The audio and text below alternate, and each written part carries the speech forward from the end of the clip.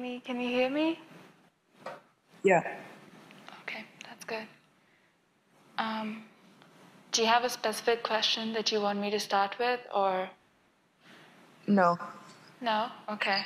So I'll start with LU with the P matrix, and then you can tell me if you don't understand any of it. Okay. Yeah? Sounds good. So in Homework 4 Supplement, we saw a lot of you were still struggling with LU factorization using permutation. So I'm just going to go into it and see if this helps. So when does the P matrix actually show up? So remember when we were doing LU factorization by hand, we would look at this system of equations and we would write it down as AX equals B. So then A for us in this case is 0, 1, 1, 2, and then X is simply X1, X2, and B will be 3 and 7. And then when we're doing LU factorization,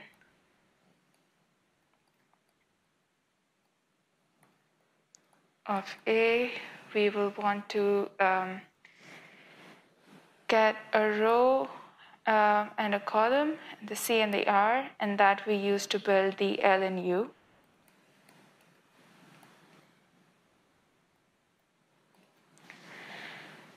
And then we also had something called a pivot for the C. So the pivot was always for K equals 1, the pivot was C of K. And then for and then C is the first column of A, so C of 0 is 0. And then when we were writing down C, we would say it is the first column of A divided by the pivot. But then this pivot in our case is 0, and we can't divide by 0.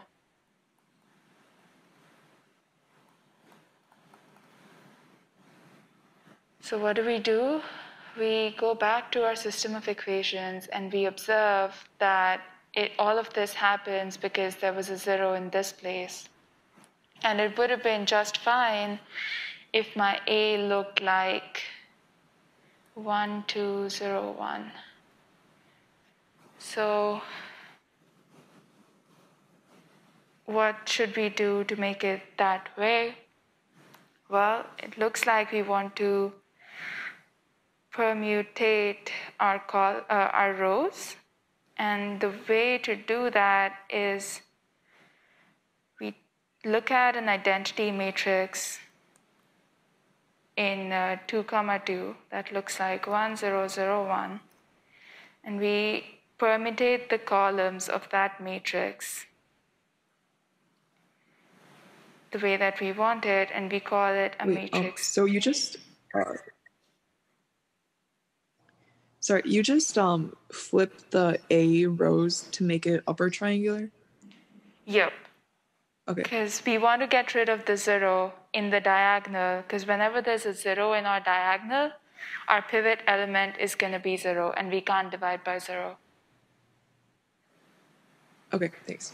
Right? So whenever you see there's a matrix A and you want to do an LU factorization, always flip out the rows so that you can get the 0 out of there. And that's what your permutation matrix will do for you. So then you look at the identity, you swap the columns, and you get the P to be like this.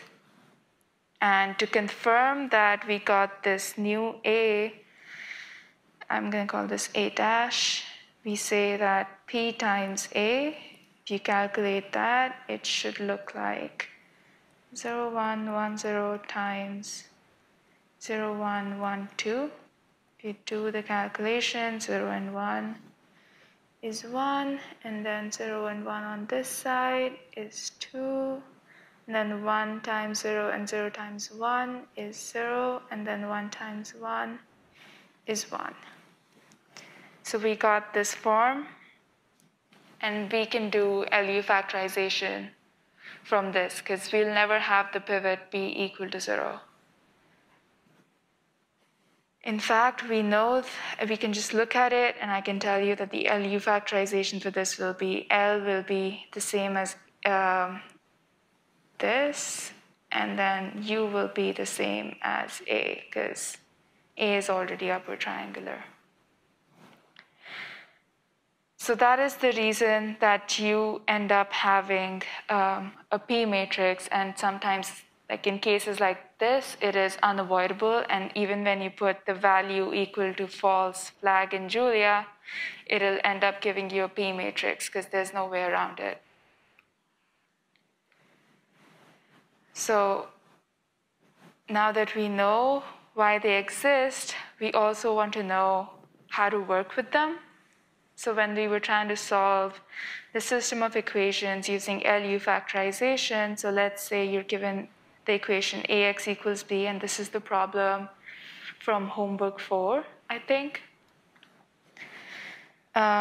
So then what we do is, if you have AX equals B, you multiply with P on both sides, and we also note that the determinant of P is not 0, so you can multiply on both sides. So you say P times A of X is P times B. Now, from our LU factorization, we know that P times A equals LU. So we substitute that in, and we get LU of X T equals P times B. Now, what this means physically when we're solving a system of equations is just that you swapped some equations. So when I said AX equals B, and let's say X was something, X1, X2, X3, then your equations were 2 times X1 minus X2 plus 2X3 equals 3, and then 6X1 minus 3X2 plus 9X3 equals 6, and then 2X1 minus 3X2 plus 6X3 equals 9. Now this is my system of equations that I opened from my AX equals B, right? Now when you multiply P on this side to get the right LU factorization, you are basically exchanging these equations, right? If you don't multiply the P on this side, which forms your B matrix, then you will corrupt your system of equations. Basically, you'll say that 6x1 minus 3x2 plus 9x3 equals 3, which is not the case. And that is why you should have that intuition that it's important to get that P multiplied by B and call it something called B dash. Because otherwise, you're just solving for the wrong system of equations and your answer will not be correct. But that is irrelevant if you already get it from that logic. I'm going to remove that. Was that clear? Does that help? Yeah. Yeah, okay. That's perfect. So then once you have that, then we're just in the normal realm of things, right? Then if you want to do it, let's say you want to do it by hand, you want to do L times U times X equals P times B, which in our case will be, so looking at P, I can say that the first column comes from the second one, the second column comes from the third element, and then the last column comes from the first element. Is that clear how we did that? Yeah, I get that. Okay.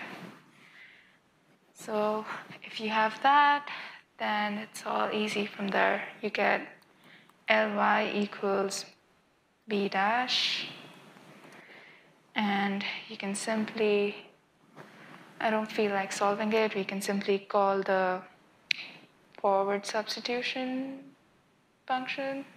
Yeah.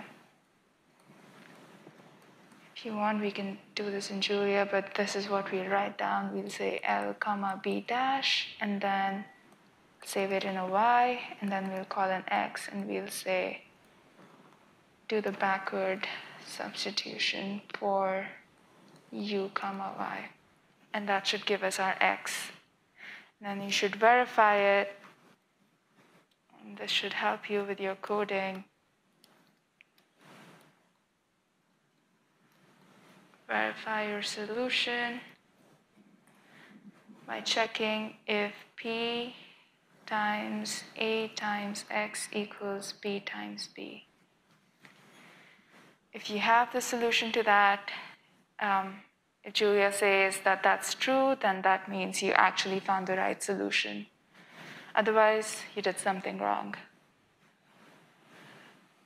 So I think that about covers LU with permutation. Do you have a specific question for me to go over it, or are you good?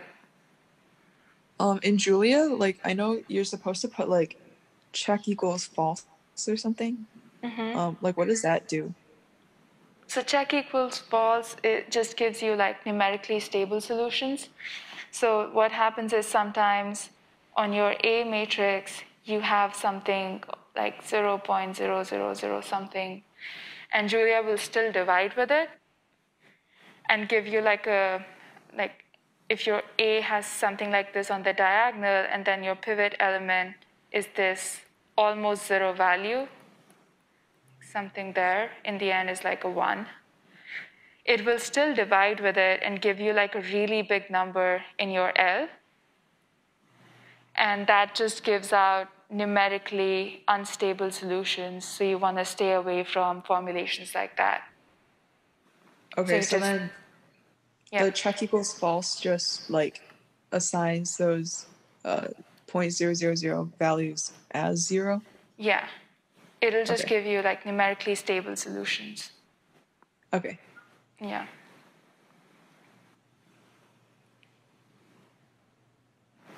So from there, I think we can segue into, so are you more comfortable with concepts in linear independence or linear regression?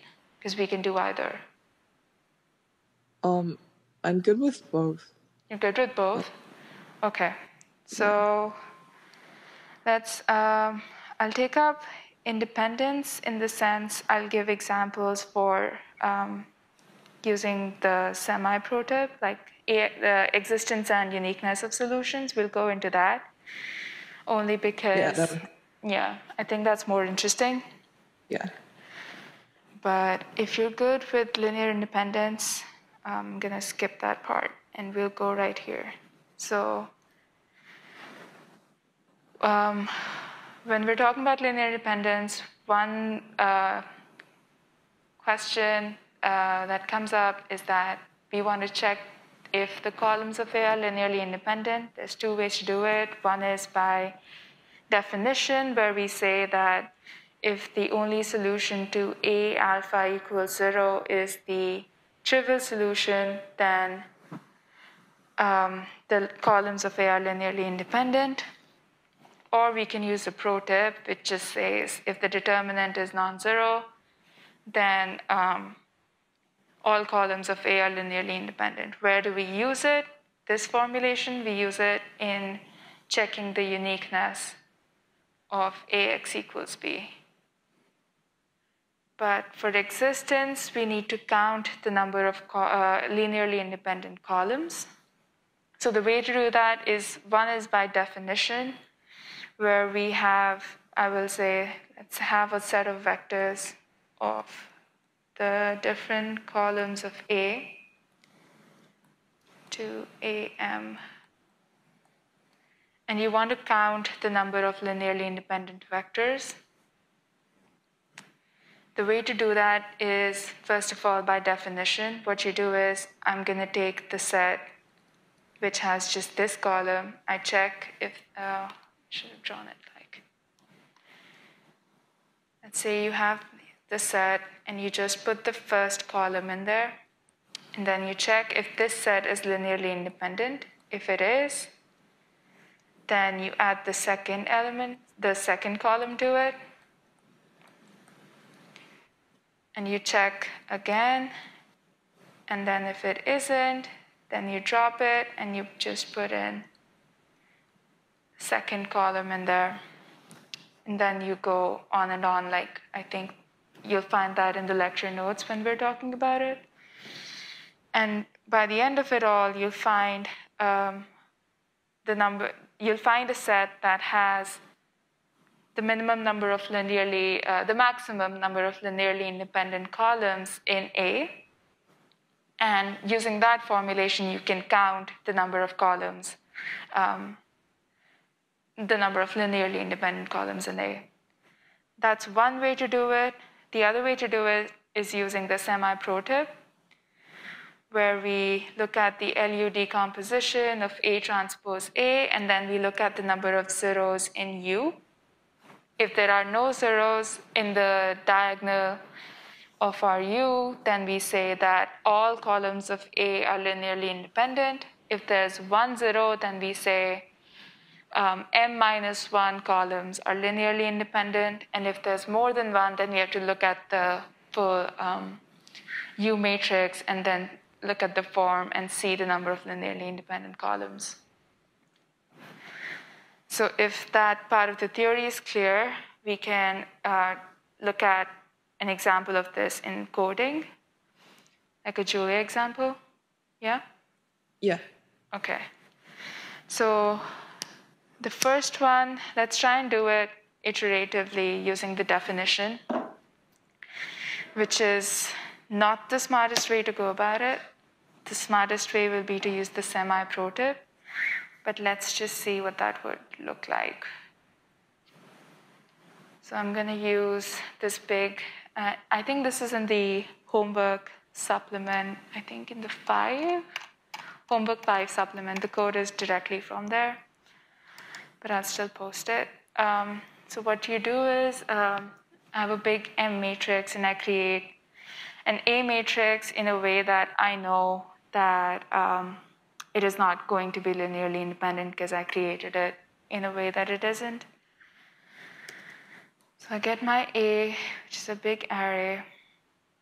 Then what you want to do is you want to go one by one. So what I have here, let's go over the code.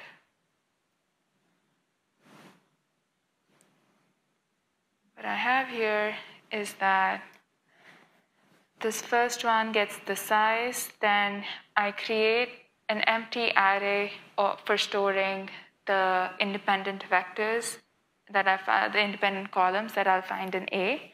And I create another one which stores which number of columns I discarded because they were linearly dependent on the existing set. And then what I do is I iterate over all the columns of A. So A has M columns. I say I'm going to do a for loop, and I iterate over all these columns, and I extract the jth column. I create a temp vector. So let's say I is equal to 1. So j is equal to 1. Then your V is simply the first column of A.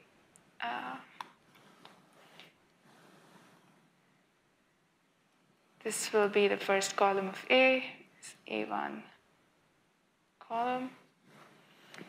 And then your temp vector, which is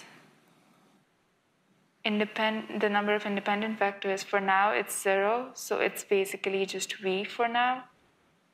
So the temp vector is also just this.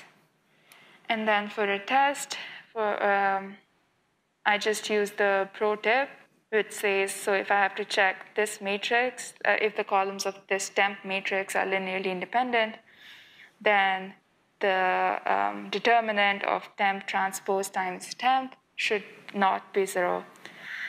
So if it is not equal to 0, approximately not equal to 0, that's what this statement is doing, within a constraint of, say, e to the power minus 8.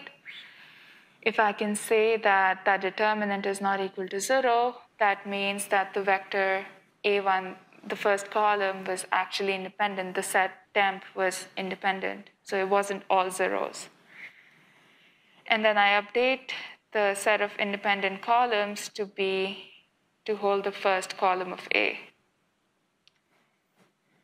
Doesn't go into the else part, goes back into the loop. Then for j equals 2, I extract the second column of A, so my V becomes the second column of A, and the temp becomes whatever was in the independent vector, which is just the first column, and then it appends the second column to it, so it becomes A1 column and A2 column. Now I have another temp matrix. I again check the determinant to see if both these columns are linearly independent. Again, if I get, assume if you get that it's again not equal to 0, it will append the second column. So V has the second column and the independent vector, the independent array has just the first column. So this becomes my updated set matrix of independent columns. And then you keep doing it again. In case your, let's say for j equals 3, when your V is the third column of A, you did the whole thing and you had temp equaling all the first 3 rows of A, the first 3 columns, sorry, of A. And then you checked for independence and it turned out that it is no longer independent. That means the third column of A was actually dependent on either the first or the second column or both. And by that logic, you should not add that. So this part of the code will say false. And your if statement will bring you right here. So you will not end up appending it into your array of independent vectors, and instead you will add it to the to this list of independent discarded columns that you're maintaining. So then discard columns will hold the value 3 for now, and so on. So we keep doing this for all columns of A, and that should give us which columns we rejected, and that should keep the rest of the columns in the independent matrix. Was that clear how we went through the code? Yeah, I get it. Yeah, okay. So then we do that, but again, we used like a naive implementation of it. And I used the determinant, so we're also printing out, remember that the determinant is not a reliable friend. We can do the same thing with LU, and that's in the next segment of the code, but the only real change here is that instead of doing the determinant to test out if the temp vector, the temp matrix was all linearly independent, was just, instead of doing all of that, I did LU decomposition of temp transpose times temp. I look at the minimum of the absolute value of the diagonal of U. So the minimum of any absolute value can be 0, right?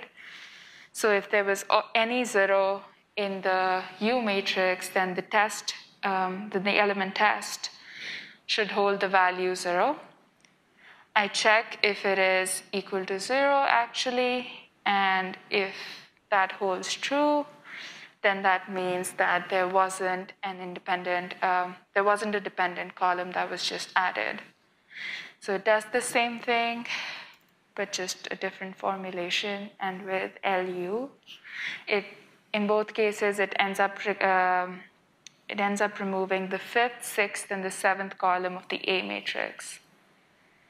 So the A matrix, which was 7 cross 8, is actually a 7 cross 5 matrix if you remove the dependent columns. So that's the way to do it using using just the definition and going iteratively through it. But we know the way to do it using the semi-pro tip, which is to say you look at the LU decomposition of A transpose times A. Say check is false. And then you look at the U matrix, and because it's too big, you can't really see. So let's look at the minimum, or just look at the absolute value of the diagonal of the U matrix. And there you go, there's like 3 zeros in there. And so that's not enough for us, so we need to check those rows. Let's do that. So then I want to look at the LU of A dot U, and I want to check out the last, let's look at the last 4 rows in all the columns. Oh, I wanted 4 to 8. So you look at the last 4 elements, and there's like, and I also want to round that off so it's easy to see.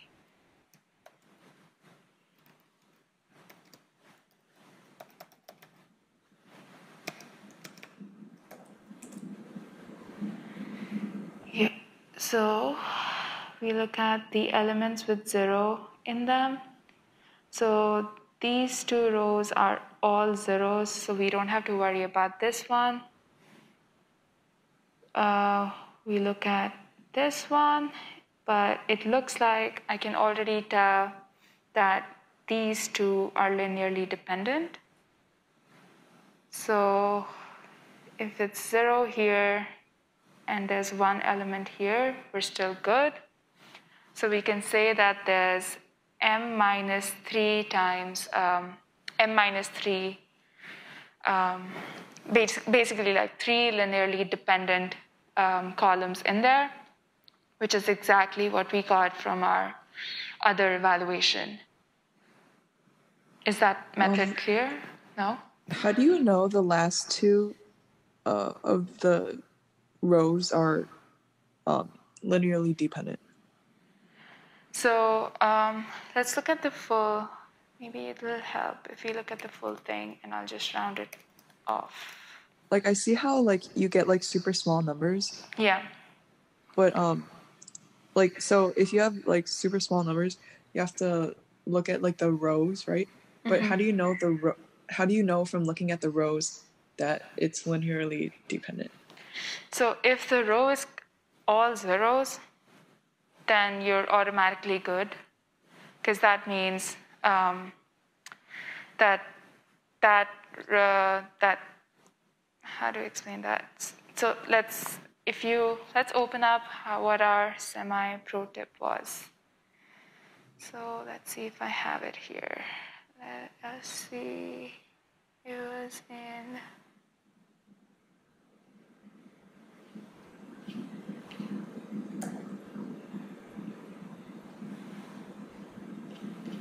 And not this one.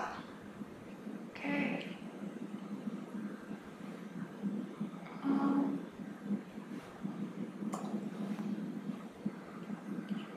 Yep, this one. Not this one.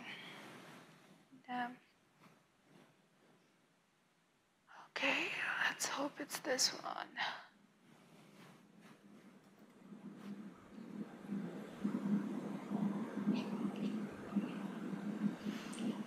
Yeah.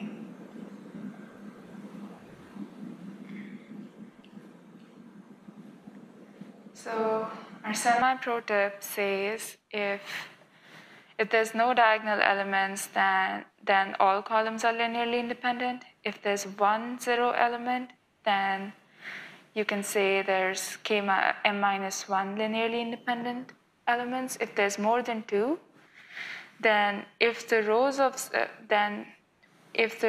U that have zeros on their diagonal element are identically zero, then K equals the number of non-zero elements. So you don't have to, if the row is all zeros, then that means that you can eliminate that one. That's what this last thing is trying to tell us. If it's identically zero, it was a dependent element. Does that make sense? Yeah. But you know how on the line of code, it had like a 3.1s or something on the end of it. Does that mean that it's linearly independent? This one? Yeah. Yeah. That requires like further analysis. So that would basically mean, can I get this 3.19 with a linear combination of any of these? So let's say you look at these, let's look at all columns of U, okay? So I get the first column. Let me divide it down into how to just observe and see. So look at the non-zero, wow, that's too big. Wow, okay, my bad. Yeah, okay. So look at this part of the matrix, and then also look at this part of the matrix. All of these things have no zeros on it, right? So now what's left to see is if these... Oh, sorry. Yeah, I was looking at it wrong. Okay, now I get it. Yeah. Okay. No, it's kind of hard to see. So yeah, as long as you can look at, because the intuition should come from like, if there's a zero element here, there's no way you'll be able to create this element, right? Yeah. If this was linearly dependent, then you would have to be able to create this 3.19 from all of these zeros in the row, right? But there's no way you can do that. Like 3.9 cannot come from zeros. So that's where the intuition should come from. That's what we mean when we say look at U to get that solution. Okay. Yep. Okay, thank you. And yep. So that was the, and then this was linear independence and how to check the number of independent columns. We used both the semi-pro tip and we used the definition. Where we apply it is in checking for existence and uniqueness of solutions. So we can say that the solution exists if B is a linear combination of A. The way we check that is using our semi-pro tip.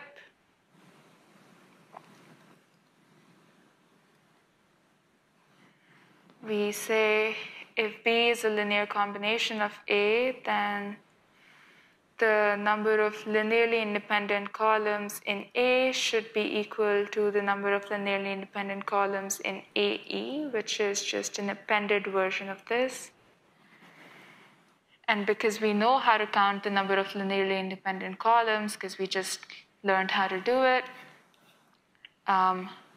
we can do it either using the definition or using the semi-pro tip. So it's not really just using this, but you can do it either way. But we saw that using the pro tip is easier. Do you have a lot of people were also struggling with how we can say that the solution exists by just saying that B is a linear combination of A? Is that clear, or should I go into it? Can you just go over it a little bit? Okay, so when we say that the solution exists, means that we can find an x such that ax equals b. So let's say the solution exists, and I'm going to call the solution x bar.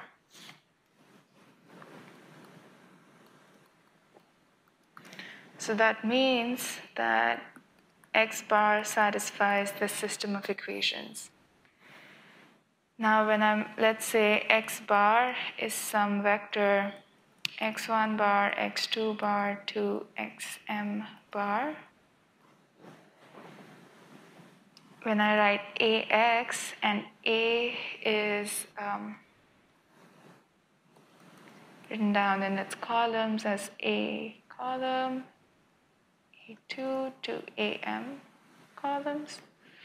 When I multiply a times x bar, I get a1 column times x1 bar plus a2 column times x2 bar, and so on to am times xm bar.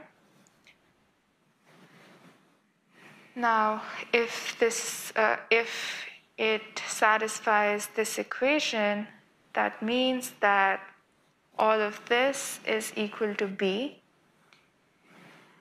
Now, if I exchange the left and the right hand side, we're basically saying can be written as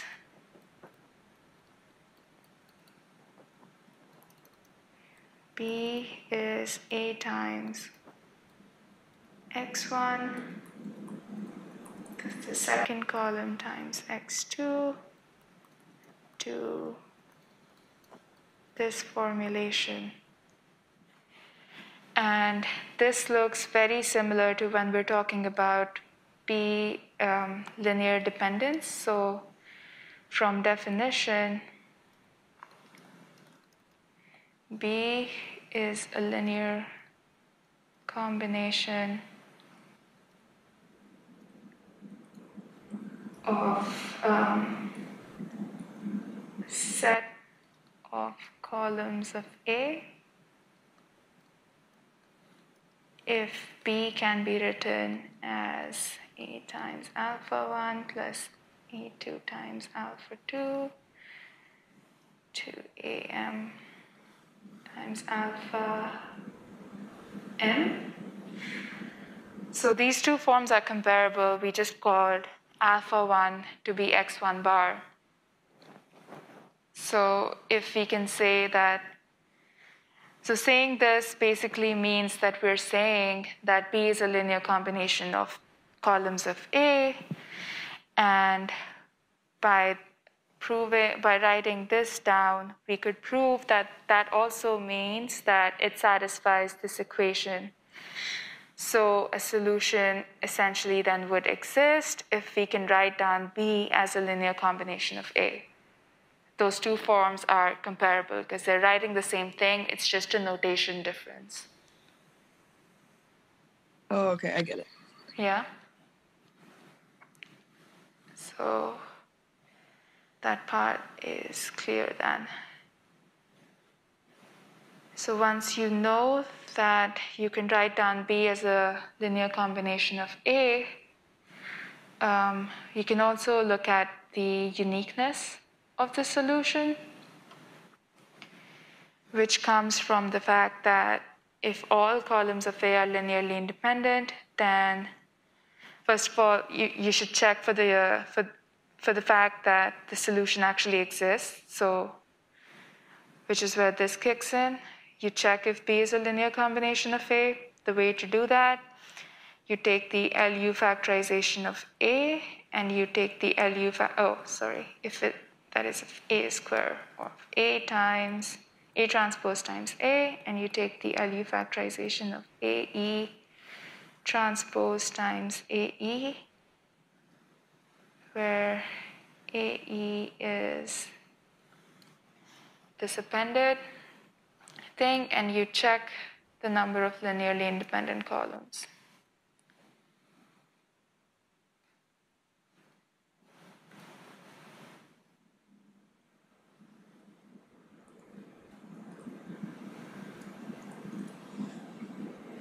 If there are equal number of linearly independent columns, means you actually have a solution. And then to check if the solution is unique, you go back to this formulation, and if you found no zeros on the diagonal when you were doing this, then that means your solution is also unique.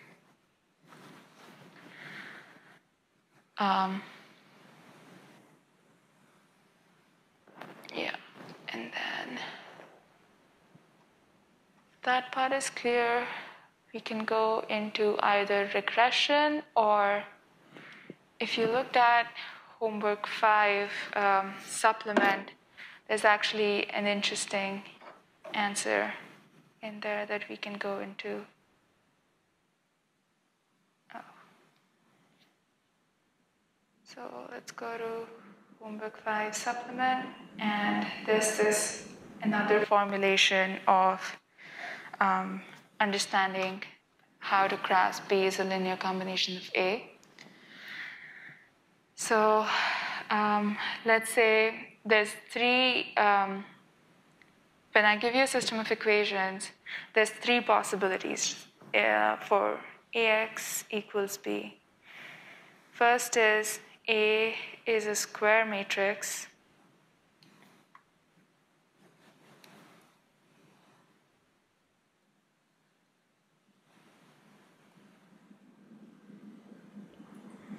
So N is equal to M, in which case you can simply solve for your LU factorization using LU of A, and then you have an L, which is M cross or N cross M, and a U that is M cross M, and you'll either have a solution. If this basically means like same,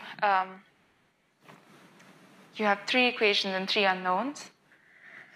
And we know how to solve this using LU. You look at the diagonal terms. If none of them are zero, you have a unique solution, and you can do the forward and backward substitution, and you have an answer. If A is not square, though, then you can either have A is a long rectangular matrix,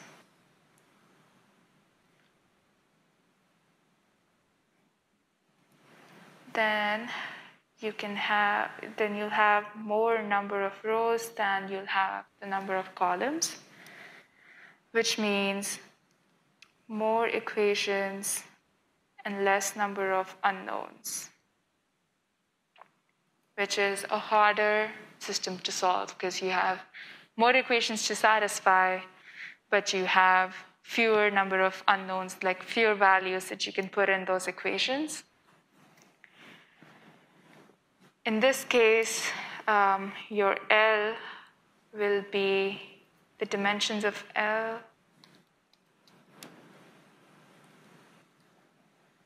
will be, I don't want to get this wrong, so let's open the supplement up. So yeah, the dimensions of L will be N cross M, and then for U will be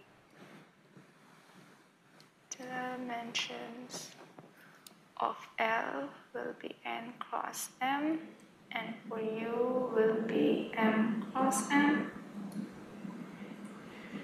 And then you'll be able to find a unique solution for like a subset of those equations. And then you'll have to check it on the rest of the equations if they're consistent. If you could find it, then you have a solution, otherwise you don't. So the way that we basically end up solving it is that you will use a subset of L, find a Y, and then do the forward substitution and find an X, and then hope that that X satisfies the rest of the equations. Then another situation is when A is a broader rectangular matrix. which is when m is greater than n, which also means that you have more unknowns, you have more equations. Oh, I wrote it the other way around. Yeah. You have more equations than you have unknowns, in which case you end up choosing some values in your vector of unknowns and end up satisfying it. If this is probably not clear, but we'll get back to this with an example in Julia. I keep opening this, but yeah. So I have the forward and the backward substitution functions right here. I define an A matrix, and let's also look at A and B.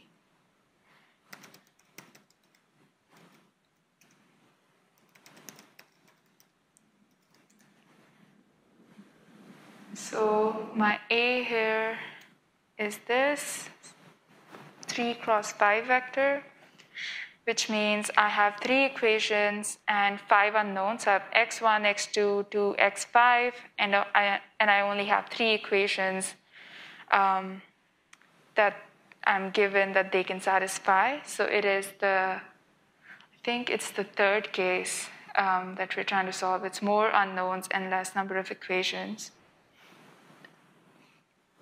The way I go about it is that I do the LU factorization, and then what I need to do is I got a P in there, so I made a B dash, and I sent the LU.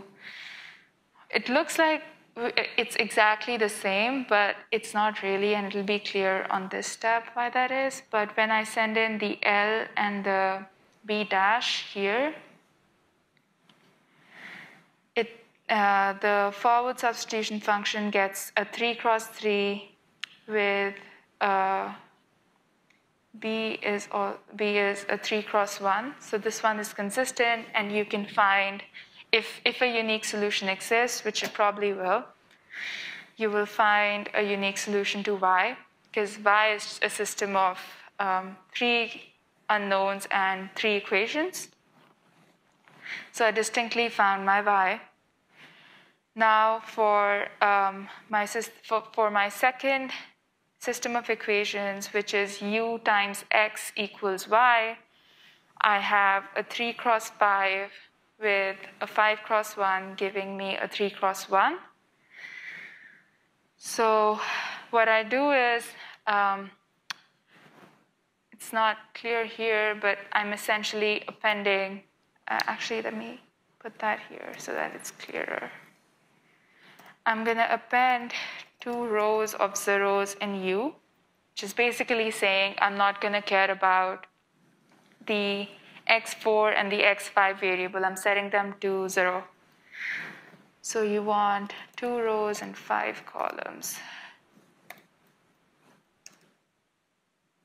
And I get an x, which is a 3 element, but we know that we arbitrarily selected the last two elements to be zeros. And then to check your solution, you do this, right? You look at P times A times X, and you look at P times B. And they're about the same. That's just an approximation thing. If I round it up to the same values, it'll be the same thing. But that's how you solve for, it's easier to probably do the A transpose A and do the whole thing. But this is another way to solve for an underdetermined system of equations, which means you have more variables and lesser number of equations to satisfy. Is that clear? Was that too Up in the air? I'm good. Good? Okay. For the other problem where you have more equations and fewer unknowns, it's harder to get, and you can't say that an exact solution always exists. So it's not as simple as this one. You can still break it down into, let's say I'm only going to solve, if I have a 5 cross 3, so let's see what our A and B are. So display A and display B. So I have this tall matrix, and there's only 3 unknowns, x1, x2, and x3, and there's 5 equations that I want them to satisfy. The way that we know how to do it is that I'm going to factor out my A into a 3 cross 3, like a system of 3 cross 3, and then B is also 3 cross 1, so that it becomes a square system of equations. And then I'm going to see if I have unique solutions. If I do have unique solutions, I'm going to try and satisfy the last 2 equations and see if that was correct. If it doesn't satisfy it, means there isn't a solution, which is where we need to go into like a regression kind of a solution, where you'll have to have like A transpose A, and then you'll find an approximate solution, and that's linear regression, right? So you look at, I mean, there's ways to do it, but it wouldn't give you like a very good solution. Like in this case, this is not recommended at all, but if you were to do it this way, you would do a forward substitution of L, and I'm sending it L, but what it's gonna only use the first 3 things in there. Yeah. So basically, I factored out, like L was a 5 cross 3, but I chose to ignore the last 2 rows because that's how forward substitution works. It can't deal with rectangular matrices like that. It has to be square, which is why we usually end up doing A transpose A. But you can do it for a 3 cross 3 if you divide your system of equations like that, and then you find an x. But then it wouldn't, like if it was the case that these last 2 rows were a linear combination of the other rows, which is basically saying they were the same equations. Let's say my last 2 rows were 2 times the second row, and this was 2 times my first row, then that would mean I just had the same equation twice, just multiplied by 2, right?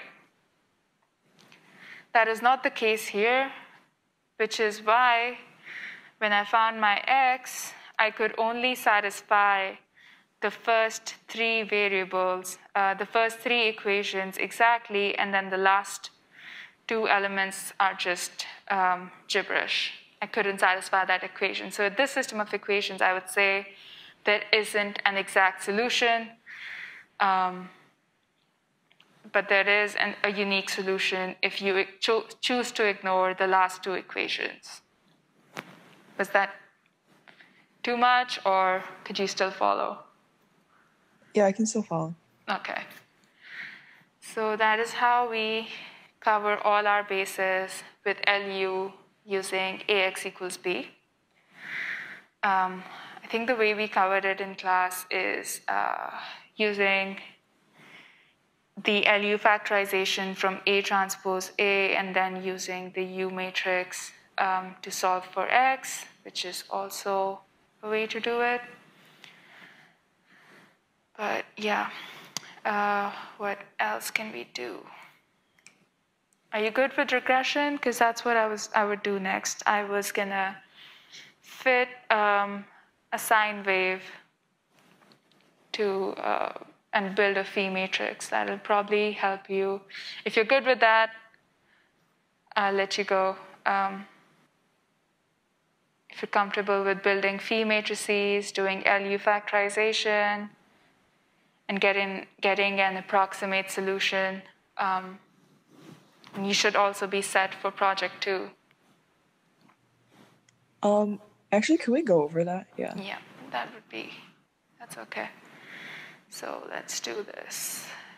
I think I took it up in Recitation 6, but I didn't get enough time with it.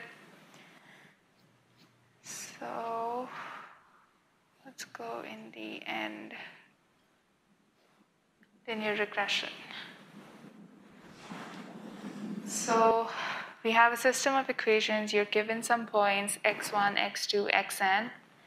You're trying to fit a curve. You're trying to fit a line through these points. So you've written down your system of equations as y is equal to mx plus b. Then you can write that in matrix form as stack all the x's and then multiply with m. So then the first element becomes m. And then you're just going to add the intercept, which is b in this case. And so the second coefficient is the b matrix. So basically, your system of equations has now become y1. This is what we were trying to solve, x1 plus b. y2 was m times x2 plus b, to y m equals mxm plus b.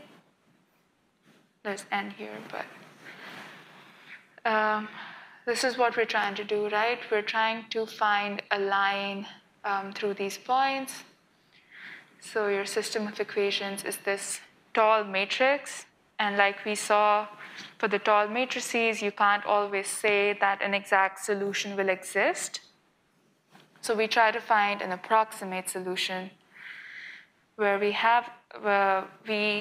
put these in a normal y equals phi times alpha form.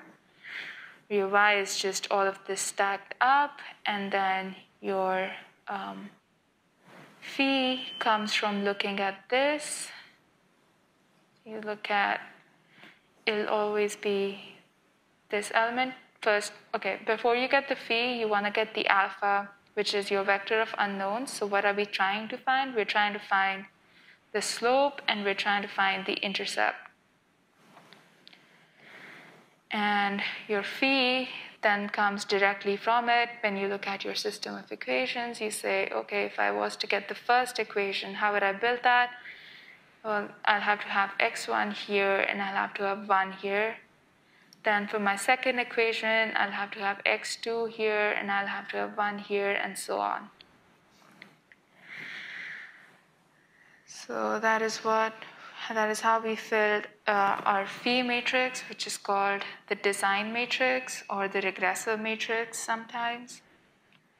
So let's say you have a system of measurements, you have x and y, and I need to put a using plots in here.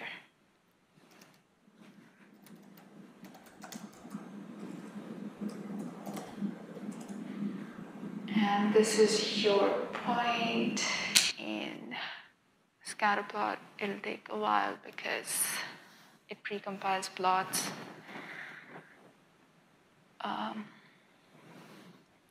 So yeah, you'll see these points right here.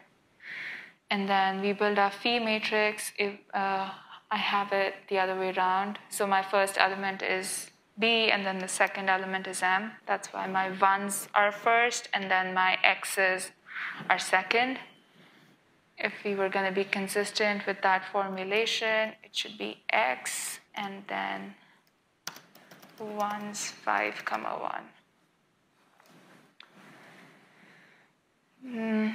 And then you find your alpha from getting, because it's a tall matrix and we're trying to find the approximate solution, we used to have ax equals b, and then we'd end up doing A transpose A times X equals A transpose B, right?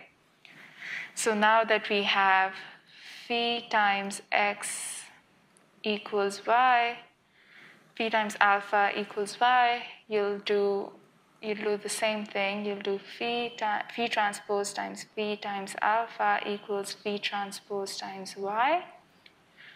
And now you want to find your phi, which is the M and B in this case. And you say phi, because this part is invertible. If we're not going to use LU, we're going to be lazy, then we can just do an inverse of phi transpose times phi transpose times Y. If you have that, we call it alpha star because it's an approximate solution. So whenever you see star, it is it's called, in maths, it's the notation for your best approximation. And then whenever you see a hat, it is called your best prediction. So when we say y hat, means your best prediction of y. And when we say x star, means your best solution to x. So you get an alpha star, which should give you the m and the b. So with this setup, this is our m is 2.3 and the intercept is 2.12. Now you want to predict y as a function of x. So you say y hat is phi times alpha star from this equation right up here, this one. Because there isn't an exact solution, I found my alpha from here, this alpha star. I can say y hat is alpha star times phi times alpha star. So you put that in, and you have a prediction at all of your points. So from your model, like we're going to call this a model of your system of equations. And then you can plot it. You do a line plot of your predicted y. It's a straight line. If that is clear, we can move on to polynomial fitting. Yeah. Yeah. So I'm saying polynomial. It is actually just monomial because I'm only using x. But yeah. So let's try to fit a sine wave through here. So I'm going to create a sine wave with x is going from minus pi to pi, and I sampled it poorly. I went from intervals of 1. And these are the few points that I have, and then y is the sine of it. I want to fit a curve through it. I know for a fact, I can even imagine it, that a line is going to be just bad. I'm going to need like a few more terms in there. So in this case, your phi matrix is going to be like a constant term plus, let's write that down. I don't want to confuse you. So yeah. The phi in this case will look something like 1x, x squared, x cubed. So let's just stick to cube. x1, x1, and then 1, x2 squared, x2 cubed, and so on. And then your alpha will be alpha 1, alpha 2, alpha, so on. So basically, when you're trying to fit a curve, you're basically just saying that your y, if you found an alpha, then you're trying to solve the system of equations where y hat is alpha 1 plus alpha 2 times x1 plus alpha 3 times x1 squared plus alpha 4 times x1 cubed. And that is how you'll make your prediction. And we're going to find alpha star so that our prediction gives us the least square error. Is that clear? Because that's basically like the major part of it. Yeah. Yeah, okay. So let's build our phi matrix from that analysis. Let's have ones. And how many ones do you need? You need, so we want one row. Oh no, we want m rows. So it should be the size of x comma 1.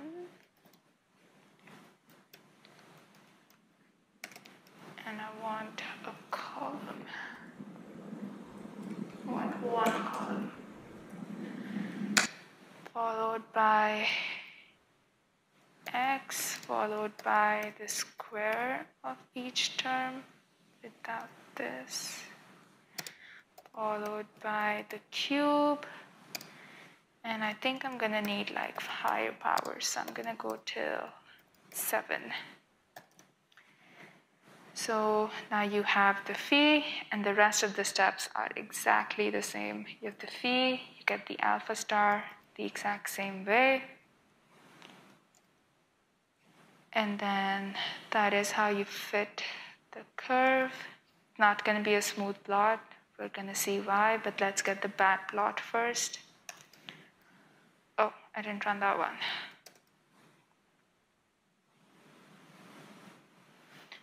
You see how slow this is? It's because it's a big thing and you're trying to invert it. Matrix inverses are not good. But yeah, we actually ended up fitting it perfectly, but you see how it doesn't look like a sine wave? And that is because our y matrix, we only predicted the y value at these points, and then we drew a line through them, right? What we want to do instead is that we want to predict at all of these points in between the measurements. So I want to predict more points between -3 and -2 so that I can have a smoother curve. So the way to do that, I'm going to define an xx, which will go from -pi to pi with intervals of 0.1 instead of 1. So it's more dense. And then I'm going to define a phi hat that will be a bigger matrix built like this. Instead of x, we'll have xx, because you want to have the prediction on the full thing.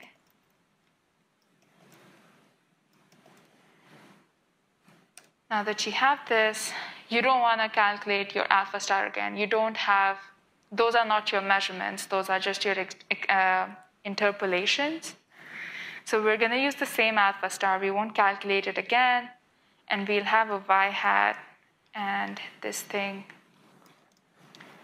in the exact same way. Instead, this time it's going to be phi hat. Interpolated is this thing, and then you want to have xx comma y hat interpolated. Where did I say p1? Oh, pi. And there you go, you have a sine wave. So we could approximate our sine wave as a 7th order polynomial. Which so what does interpolating mean? Interpolating basically means I'm trying to predict points that are not actually in my measurement. So I'm getting a point that is in between these 2 points. Which okay, so it makes a smoother curve. Yeah, I don't think, so I called interpolation because I thought that would be, you would have heard of it, but the actual word is drawing inference. So inference means when we found alpha star, we created a model that could fit our data. That's called creating a model, like building a model.